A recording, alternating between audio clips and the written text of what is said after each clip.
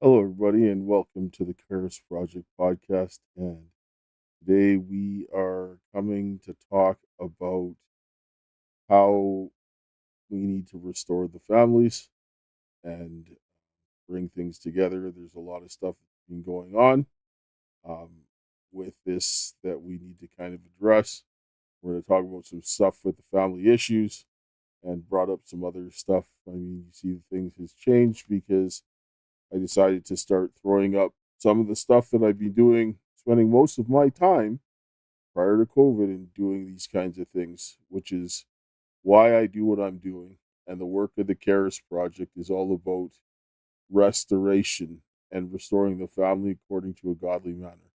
And that's one of the biggest things that, I mean, anybody who's really been taking a good look into my life would see a lot of these things because that's what I spent most of my free time doing. All the people that have been doing these deep dives into me and they've missed all of these obvious things, I don't know what to say.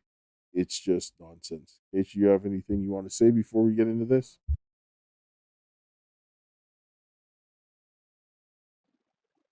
I mean, hey y'all, what's good in the proverbial hood? Casey here. Um, no, I think it's very interesting that a lot of people find the time to do these deep dives on us, but they don't do the deep dives on the people hunting us.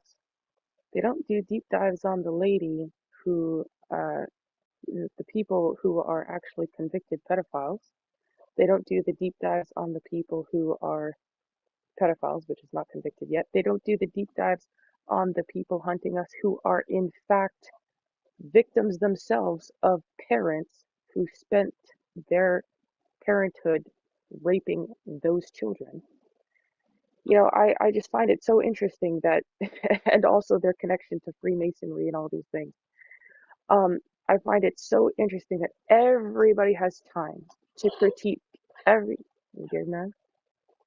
Uh, Everyone has time to critique absolutely every single thing that we do and say, but nobody can find out the information of what these people do behind closed doors. Isn't that interesting? Isn't that monumentally interesting? It's very telling. And then you're working together with people who are not only pedophiles and groomers, but people who grew up in a cult type of environment where their own father was raping them and their brother and other sorts of things. So, and these are by their own volition, by their own admission, and there's a lot of documentation from these people and what they went through. So it was like, how do people find the time to find a bunch of nothing burgers on us, but they can't find anything on the people hunting us? Isn't that crazy?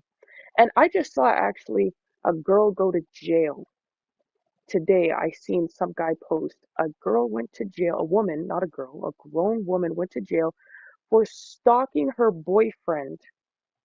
She didn't even do it for very long. It was like a couple of days or something. She was sentenced to jail for 1 week and like 18 months of probation, had to wear GPS and everything. Girl was crying in the court, really thought she was going to get off. I can't wait to see these people go to jail. People who are involved in doing stuff like this and preventing people from actually helping people. I can't wait to see you go to jail. Anyways, so we can I guess, get on with the show today, but I have no more patience for the lot of you, absolutely whatsoever. I have no need. I have no need to prove myself to anybody, nor does my father. I don't actually care about you evil people, but I'm not going to give any time or energy to anyone because people will come to you acting like they're God, like you need to prove your existence to them. You need to justify your existence to them. I will never waste my time and energy in the face of people like that. I will not piss on cotton for you people. I have no patience for this anymore and I'm absolutely done with it. I'm sick and tired of living in existence where I'm watching people consistently try to kill and take out my father just because he's trying to help people. It's disgusting and it's egregious. I'm sick and tired of the world that we live in. That's just what it is. North America, the West, whatever, cooked, tired, finished, done with it 100%. Still gonna do work that we're doing, but because my father alone and that's it, screw the rest of you. You can all go to hell. Anyways, for the ones who are actually followers and supporters that actually have two brain cells to rub together and understand things, God bless you. Thanks for your love and support. Anyways, yeah, let's get into the to the show, I guess. All right, we're gonna go and pull up a clip here, and I don't know what's going on with Instagram. They don't. It's the video's not going properly. So sorry for the guys over there. You're only seeing a sliver of it. So here's the first clip of a girl that is talking about not having her father. Let's talk about Father's Day and why it sucks. I know it doesn't suck for a lot of people, but for me, it's a tough day just because I have not heard from my dad in over a year. I haven't had a relationship with him in over a decade. Like, I don't even know where my own dad is right now. I have no clue. And it's something that I don't talk about a lot because it still stings really bad. But over time, I have learned something that has changed me. And I wanted to share it with other people who might be going through the same thing. I stopped waiting on an apology I realized that I was never going to receive. And instead, I gave it to myself. Okay, and that might sound super cheesy, but I forgave him not because he earned it, not because he deserved it, but because I deserved some peace.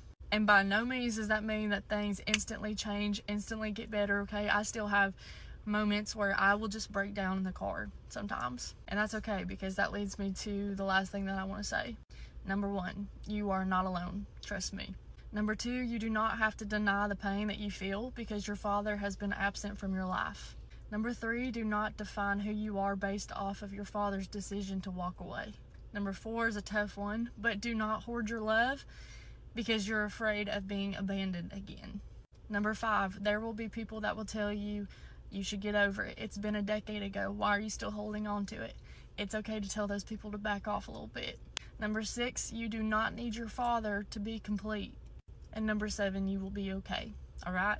So if you are in the same boat as me this Father's Day, just know you're not alone and that you are worthy of love. Every bit of it. I'm just gonna sit down and say I feel sorry for this girl because she's bringing in a whole lot of cope because she doesn't have a father. The thing that pisses me off is that with my daughter's pretty much in the same boat as this woman, being lied to like hell when she's got a father that's been fighting for like mad more than most human beings on this planet to see her, but it's got a whole heap of people that are trying to shut me away. I don't know if people watched that video, but some of the list of those sponsors that were there for that golf tournament are some of the people that have been working to keep me away from my daughter, which is absolutely absurd. A lot of what you see in that video in the opening is the reason why some of the people came down on me like they did because what I believe in is restoring families by teaching them to become prosperous and bringing that back to their communities. Because if people were ever going to give reparations, it's teaching men how to fish, not keeping them on the take for a bunch of fish. You want to teach people how to be self sufficient to help build back their families and their communities. When you start helping them to build stable families, they'll build stable communities. And those were native kids that we got sent to the summer camp that would have never had a chance to do that. They came back, had such an experience. Half of them wanted to get baptized. Some of the people in the church didn't want to have nothing to do with them because they hated Indians, right? That's not what God says. That disgusted me.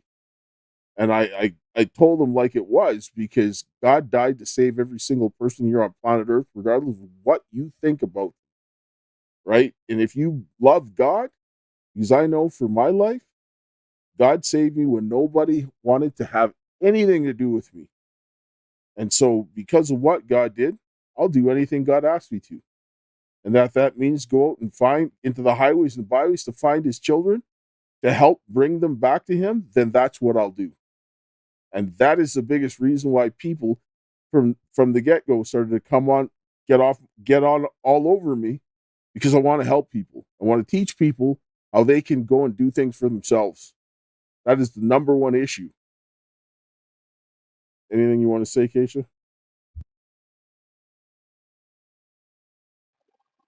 Yeah, the girl for sure, she's. Oh, by the way, when he says Indian, he's talking about native people. Shout out to my feathered friends. Um, yeah, this girl, she has major cope because I was not. raised by a mother, but I know that even though I'm always calling out fatherless behavior, I know that I have certain tendencies that are motherless behavior because I didn't grow up with with a mom. I had my grandmother and great grandmother, but it was not the same as having my mother. So, like, to sit there and say that you don't need your father to be complete is a lie. Just like you need your mother to be complete, you need a father and a mother. And yes, statistically, life is better if you have a single father than a single mother. And I see the difference because she doesn't even have the critical skills of thinking enough or the self-reflection enough to acknowledge what she's missing and how it's affecting her because it hurts her too bad. She's more emotional in her line of thinking. And women being emotional doesn't mean that they don't have critical thinking, but that's what fathers are supposed to be there to do. So it's like she's doing herself even a disservice and she won't be able to grow as an individual because she won't even acknowledge what she's missing out on. I can at least acknowledge what I'm missing out on not having a mother, and that gives me the capability to go and seek the solutions and the avenues, the circumstances by which I will find those outcomes that I'm looking for in a natural feminine nurturing mothering kind of frame. And those things I have to work very hard to do. It is exceptionally hard for me to acquire those things. It has been my entire life.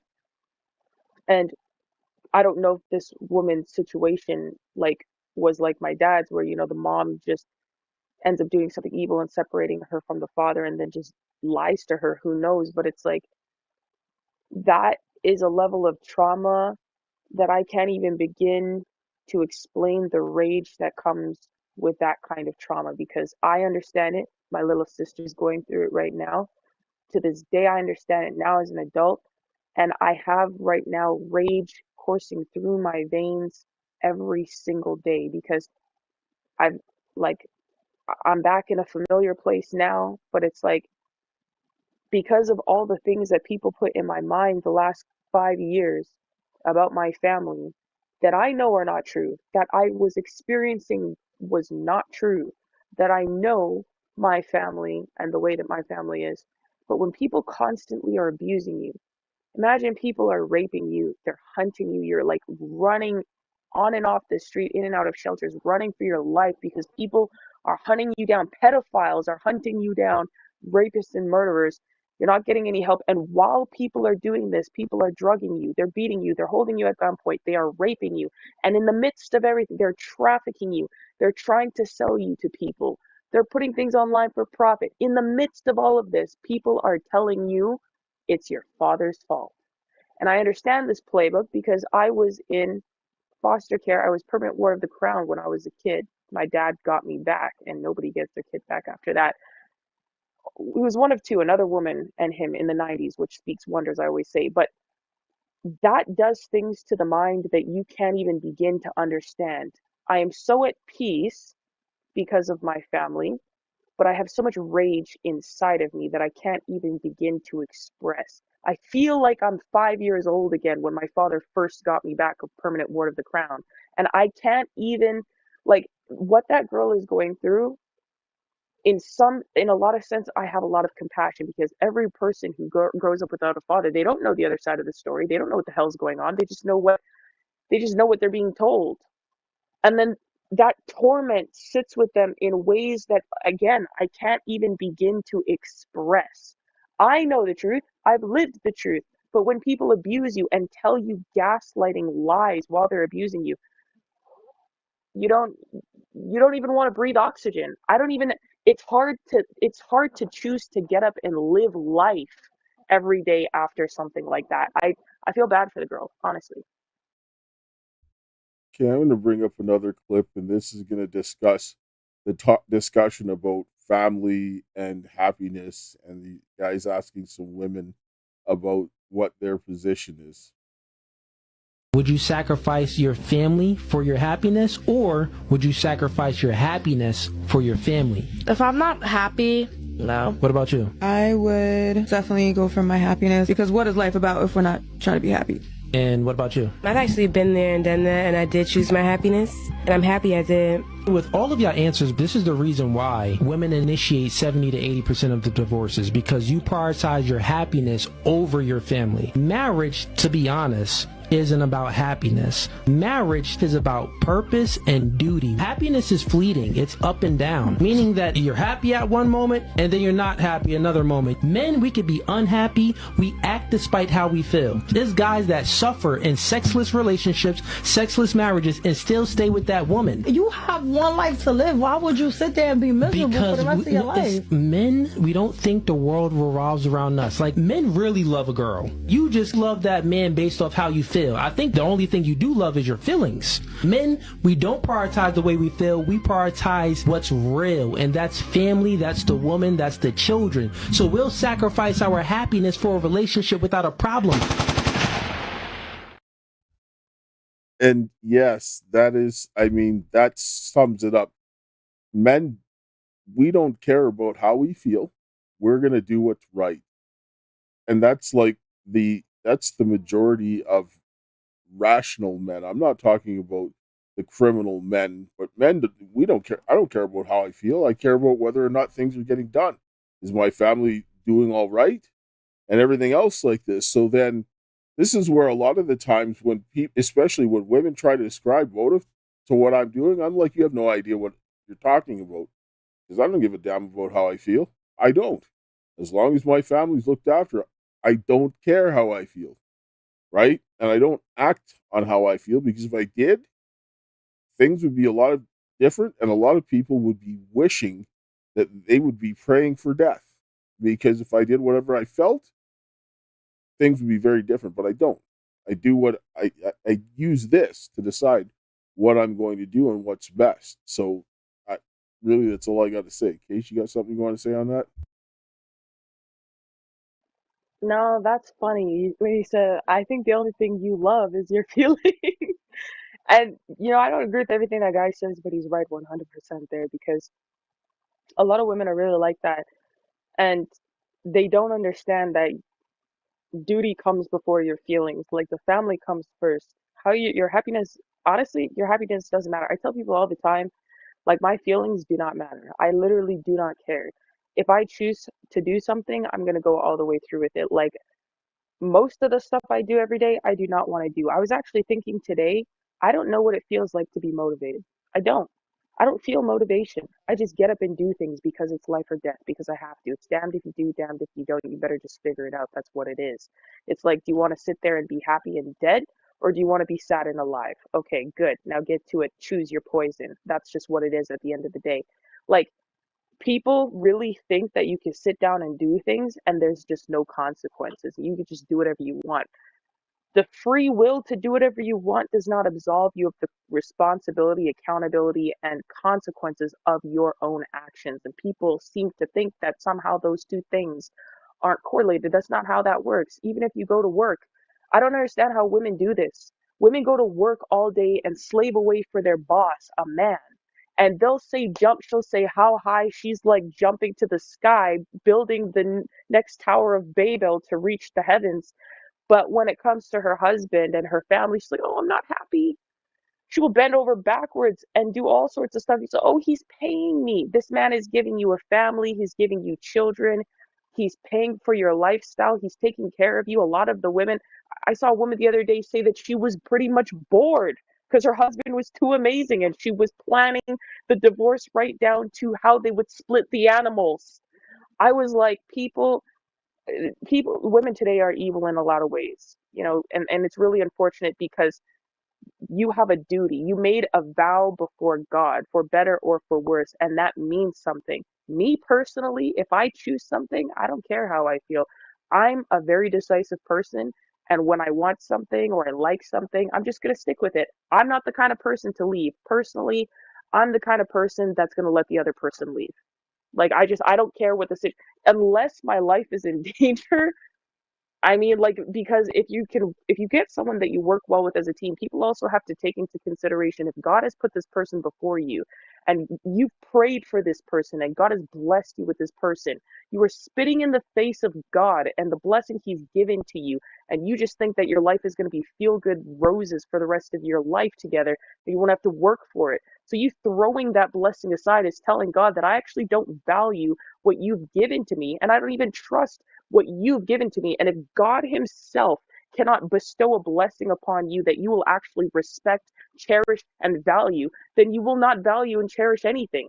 You will continue to go around like an addict, just like looking for dopamine hits. And at that point, well, you screwed yourself. It's your problem. All right, I'm just gonna pull up this next clip, talking about the family again, but and what men will do. Just another man talking about the same thing. Always remember, family first, always. But when family chooses to lie, manipulate, and cover up at your expense, they aren't family anymore. Blood isn't everything. A jealous family member is more dangerous than a hateful enemy. If you agree with me, type 100. In the comments, God bless.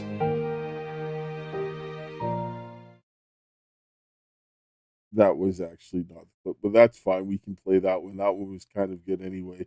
I was going to play that, but it was necessary. But this one, we're going to go and listen to the other guy talk about the men and the women and how they're different in choosing who they have, how men sacrifice for their families. You guys believe this? A man will sacrifice his happiness for his family, and a woman will sacrifice her family for her happiness. I don't believe that. That's deep. I believe that. I believe it. Because you guys are the men. No, because it happened to me in real life. Yeah, I believe that, and that happens a lot. I think it's listen. This is hard for you to accept it because I don't think I think you would be different. No, yeah, you're good. But my mom left when I was like 1 or 2. See, that gives me chills. She like, disappeared. Thinking about that. Not disappeared, but like she was wanting to like go do young people stuff and go party and stuff like that. While my dad had to sit, go to work and take care of me. She did come back eventually, but that's picking happiness over her family. It gave me like chills. Why? I don't know. It's sad to think about. A man would sacrifice his happiness for his family. A woman would sacrifice her family for her happiness. Just they're like cats. A little more selfish.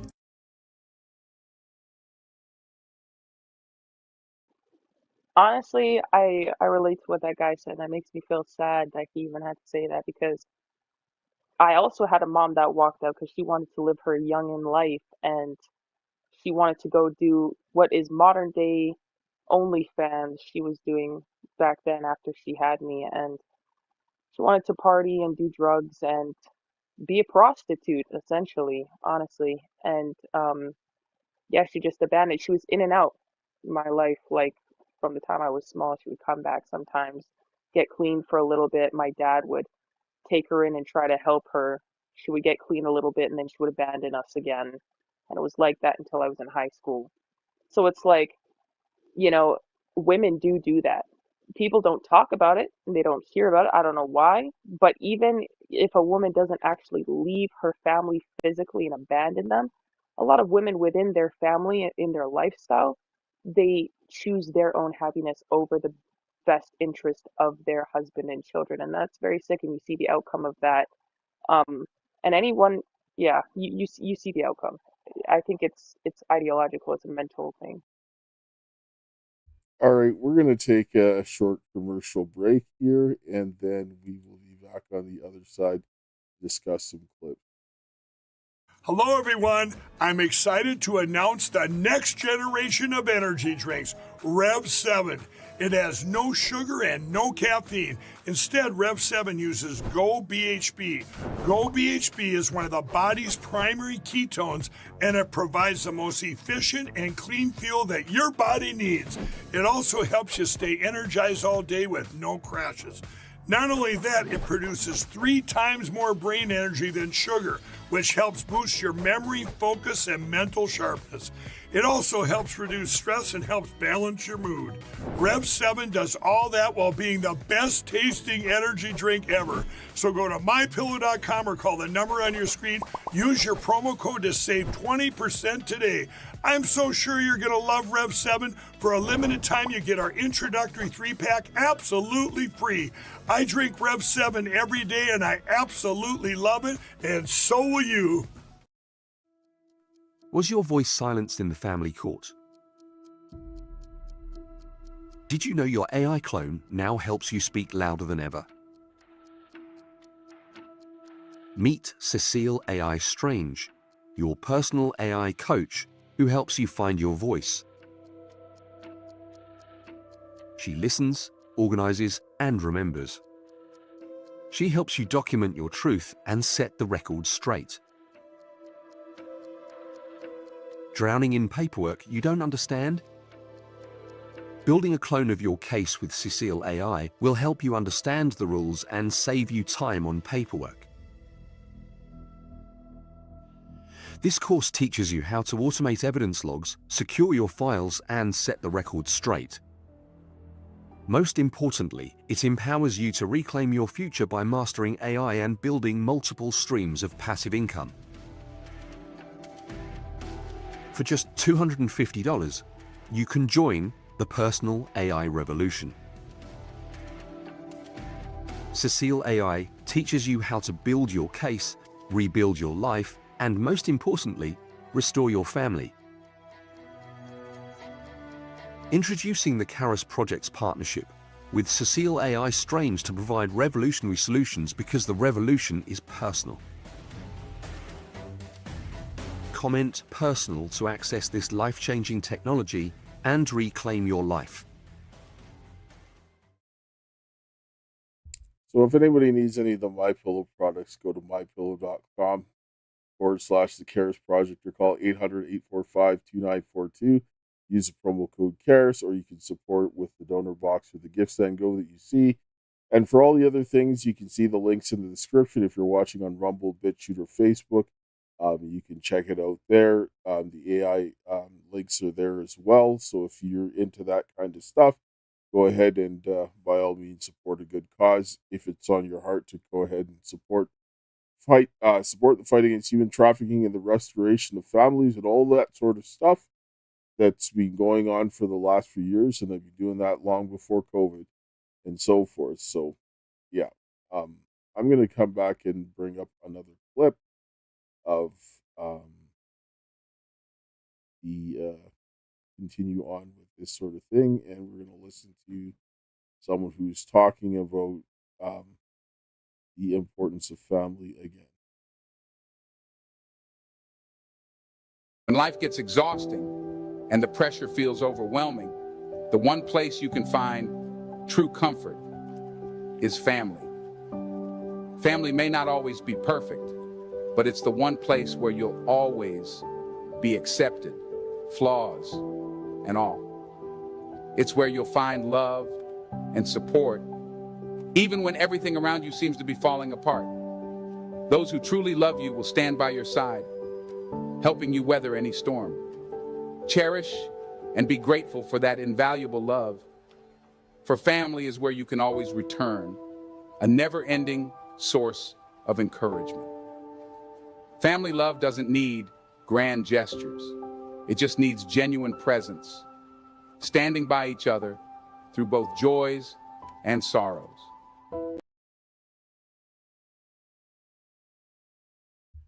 Yeah, again, this is where family is important.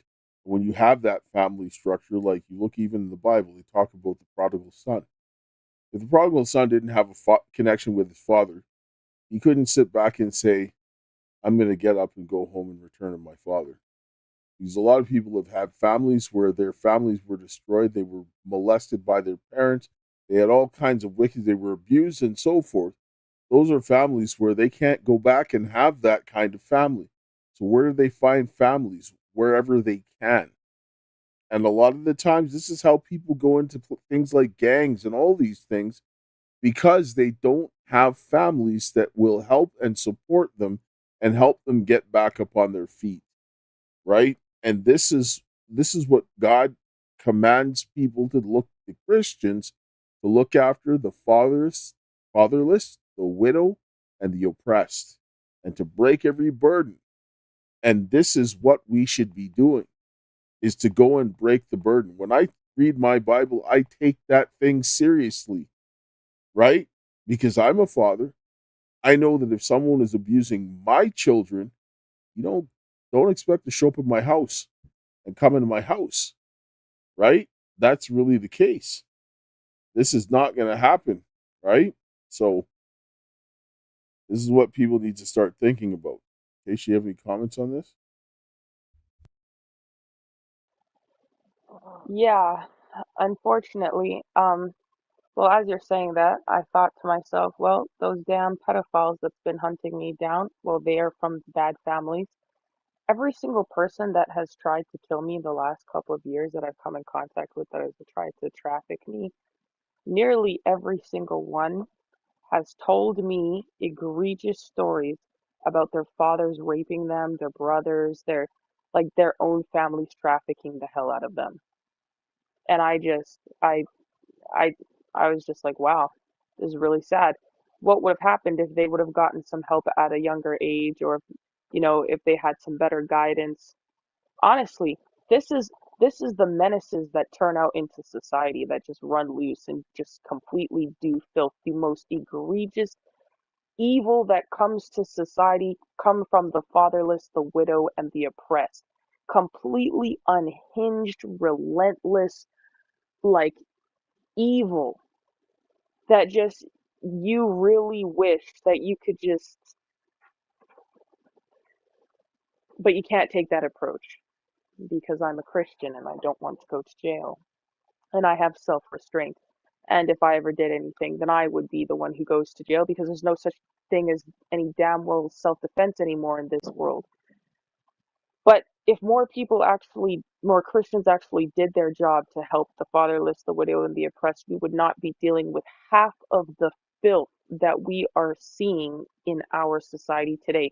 Not in the schools, not in the government being run by people who are covering up pedophilia. They wouldn't be running rampant in the streets. You wouldn't have little boys constantly being raped and then people saying, oh, he liked it, he's a little boy. Like the things that are happening to men in society with the family courts and how their kids just get jacked up from them and then they never see them ever again. All of the crap that we see, people who are just running the streets, raping people, killing people, there's no consequences. There's no consequences because we're not taking responsibility for our role and our duty. And people think that, oh, well, it's not my problem. Okay, well, it's not your problem today, but when your kid gets raped tomorrow, God forbid, but we've been seeing when you're like how many people didn't care and kids are getting raped and kidnapped and stabbed, all sorts of crap. It's happening to everybody. Look at freaking UK, London. Look at the southern border in America, even in Canada. Like it's relentless.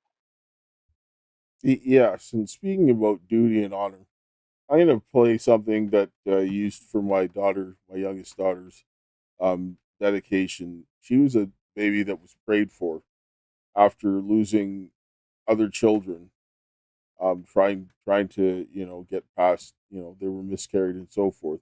This was a child of prayer, and when I ask God for something and get an answer back, then I have to keep my promise to God.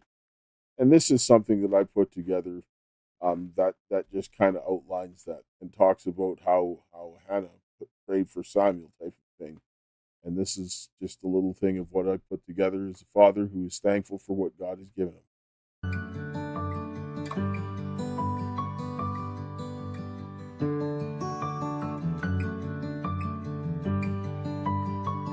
For this child, I have prayed, and you heard my cry. For this baby, I had faith, and you gave new life. In this moment now I pray, and I vow to you this day, I dedicate this baby back to you. I dedicate myself to train and love them like you do. I will do my part.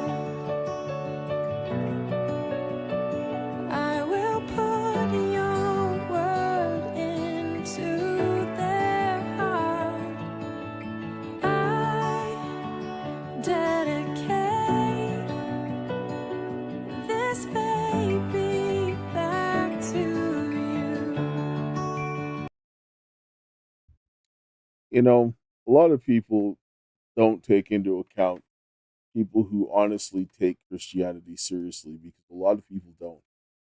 And this is the problem that we have. Because un- until I learned to put God first in my life, yeah, sure, it was, it wasn't terrible, but it got a whole lot better in ways that I can't imagine when I began to put God first in my life. Did I suffer a lot of persecution? Absolutely. A lot of people did not like the fact that I wanted to go because in Canada, natives, they are the most trafficked group by a long shot. And where I was living, there was 7 reserves within an hour of North Battleford. That was a trafficking corridor. Going in and teaching the natives how to be self-sufficient and help them so that they can start helping themselves and strengthening their families, that was a huge no-no. A lot of traffickers don't like that. A lot of people who like things the way that they are and they profit off of it being that way don't like that. But I didn't care, because you know what? It's the right thing to do. Don't like it? Too bad. Right? That's my mentality. If I see something that's right, I'm going to do it. I don't care who tells me. This is why when the government was trying to tell me I need to go and shut up so I can kill my neighbor, I was like, no, sorry, not going to do it. That's just it. Anything you want to say, Kaysha?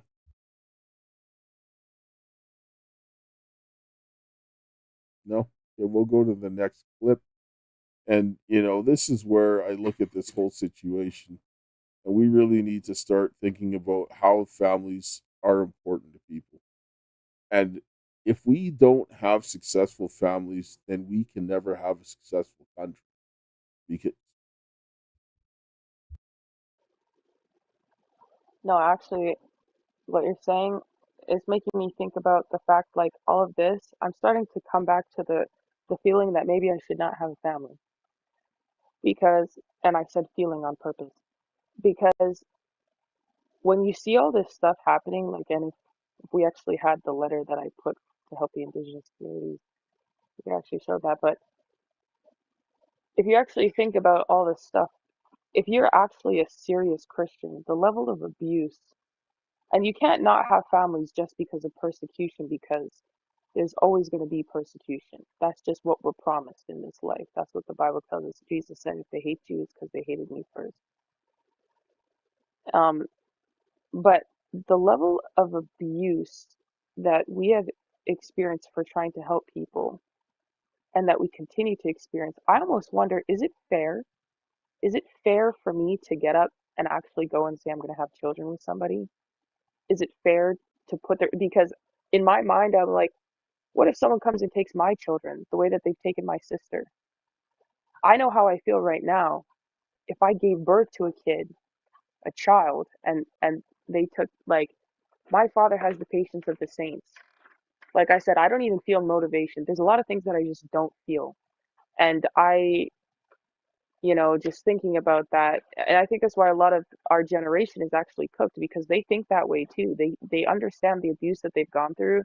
They see how cold and careless the world is, and that nobody cares about them. Not a single person on the earth cares about them, or at least it feels that way.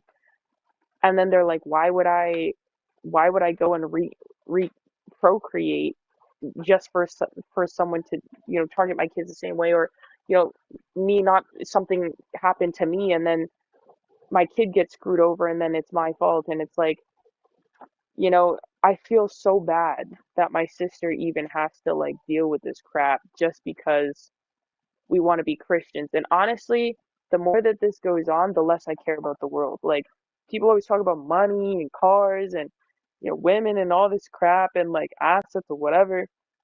I'm thinking about the hills, like the time in the Bible where you literally have to run to the hills. Like, we are getting closer and closer to the point where you're going to just be throwing money in the street, and they're going to be like in Germany where they're burning the money to keep themselves warm.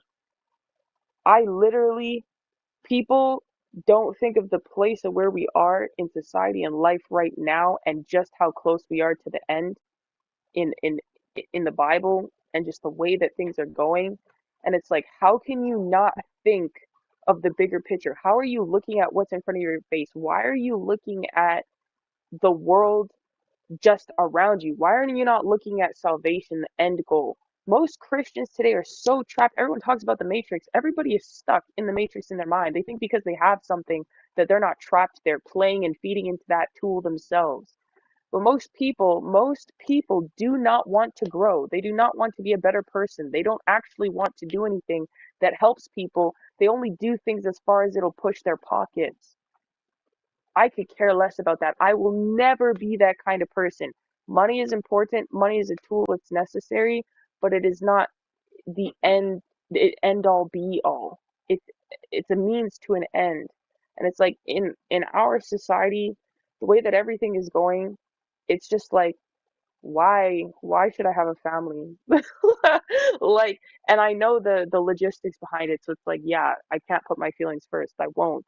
But it's just I understand the type of thinking because it's like we're cooked right now. We're cooked. Yeah, I'm just gonna sit down and say this stream, I've had the most technical difficulties in this. Things were crashing just for no reason whatsoever. Talk about Jesus and the family, and that's worse than terrorism, right? Like, I could be committing crimes and everything would work fine, but you talk about Jesus, talk about helping families, that's a no-no. So I'm gonna bring up this last clip here, and this is, this came from 50 Cent, and I was like, wow, but it rung true. So let's just listen to it. In the end, family is all that truly matters. We often chase success, money, and recognition, believing they define our worth. But when the noise of the world fades, what remains are the people who stood by us, our family. They're the ones who see beyond the titles, beyond the failures, and love us for who we are at our core. As 50 Cent said, you shouldn't throw stones if you live in a glass house. And if you got a glass jaw, you should watch your mouth. This isn't just about confrontation. It's about understanding that the people closest to you know your vulnerabilities, and they choose to love you despite them. Remember, achievements can be replaced, but the time lost with family can never be regained. Your family is your foundation, your compass when you feel lost, and your safe place when life becomes overwhelming. Nurture those relationships, because in your final moments, it won't be your wealth or accolades that bring you peace. It'll be the memories of love, laughter, support shared with the ones who matter most. So while you're building your dreams, never forget to cherish the people who are building them with you. Prioritize what truly lasts, because in the end, it's the love of family that will stand the test of time. If you agree with me, say yes in the comments, and see you soon. I'm going to sit down and say this, and I'm going to say it out. The Bible talks about respecting a person. And this is where you prefer somebody for something other than their actions and their character. And a lot of people are doing this all over the place, and they call themselves Christian. But when you prefer somebody other than the actions that they do or the things that they are, you give preference to somebody for some reason other than what the truth of the matter is, you are committing a grievous sin, and you're allowing wickedness to continue. The sin of respecting of persons is why trafficking is rampant like mad in this place, and will continue to be rampant, because people, for whatever prejudice they have in their minds, whether they talk too much, whether they don't like the way they look, they don't like how big they are, they don't like that they're bald, or whatever the case is, they don't have enough money, or whatever it is, you're going to not believe that person, you're going to disregard them, and you're going to put them in a place where they're going to be vulnerable and isolated, and they're going to get trafficked. And this is why my daughters were in the reason where they were, because too many people committed the sin of respecting of persons, whatever it is, because there is, 100 different ways that this can be accomplished. Yeah, that's real. Like a lot of people, they're like, oh, don't help her, she's a Mexican. First of all, everybody knows it's not true. You gotta be retarded to think I'm Mexican. And then the people who actually did understand that I was black and native or indigenous, American Indian, whatever you want to call it, they didn't like me for that either. And the people who didn't care about that, they're like, oh, well, she doesn't have enough money. Like literally. Or, oh, she's too nice, or she's stupid, she's weak. Oh, she doesn't do all the stuff these other women do, so she sucks in this way. You know what? People would have more respect for me if I was a prostitute. Genuinely. If I was an OnlyFans girl, people would have more respect for me because I would have more money, I would have cars, I would have more clout, I would be way more up there, and I would be able to spit in people's face by telling them, oh, well, I have the money, so F you. But because I don't have FU money, it doesn't really matter anything that I say or do. All of my character and principle goes out the door. If my biology and ethnicity and gender, sex, whatever doesn't throw me out the door, then the trauma I've been through will throw me out the door. And if that doesn't, then the Christianity will. And if that doesn't do it, then it's the finances. And it's like all of that can be sidestepped. People are using finance to sidestep all of these things that character takes to build. So I actually could have not done any of these good things actually to help people. Not that it even really matters that way. That's not really why I did it. But I could have not done any of those things. I could have just been a prostitute on OnlyFans. Let's call it what it is. It's not an influencer. You're not a business owner. You're not an entrepreneur. You're a prostitute. I could have been doing that, or a stripper, and I could have been making loads and loads and loads of money because I would. Trust me, I would. Um, and everyone would have been fine. I would have been on the top podcasts. I would have been on TPUSA. I would have been like paraded everywhere. Not that I even want that. I don't really give a damn. But that this is what the society is doing. This is what they care about. These are the type of respecter of persons that they give. There's no love and respect for Christians. There's not. Because you're not going to be doing things the way that they want you to do things, and they feel like they can't control some ounce of weakness or addiction within you, then they're just not going to run with it. Not that I'm a perfect person, because I'm not. I make mistakes all the time. But the fact of the matter is, unless they feel like they can really get their cake and eat it too by puppeteering you along the way, then they're really not going to be doing that type of thing. It's just what it is. It's just the way the cookie crumbles. Yeah. And I think that what we need to do, we need to get back to basics. People need to actually get back to a practical Christianity. Like everybody says, "Oh, I'm a Christian. I'm a Christian." Yeah, everybody can say what they want. I could sit down and say that I'm an Asian man. I could sit down and say that I'm a white man. Does that make it true? No. Right? Just because you say you're a Christian, if you don't have a relationship with God and your faith is working in your life through love, the love of God in you, then you have some serious issues with your relationship. Because some people think that they just come in here and say, I love you, Jesus, and no matter what they do, he has to save them. That is another form of legalism. Legalism and lawlessness, they are two sides of the same coin. Either way, they cut out the grace of God that works in you, because it says, for God worketh in you both to will and to do of his good pleasure. And if you read that we are saved by grace and not of works, lest any man should boast, read why it's impossible to be of works. Because God raises you from the dead when you were dead in trespasses and sins, and then he seats you in the heavenly places in Christ Jesus. Show me a man that can do that by himself, and I'll show you God. Because you can't. The only person who did that was Jesus. This is why it's impossible to be of works.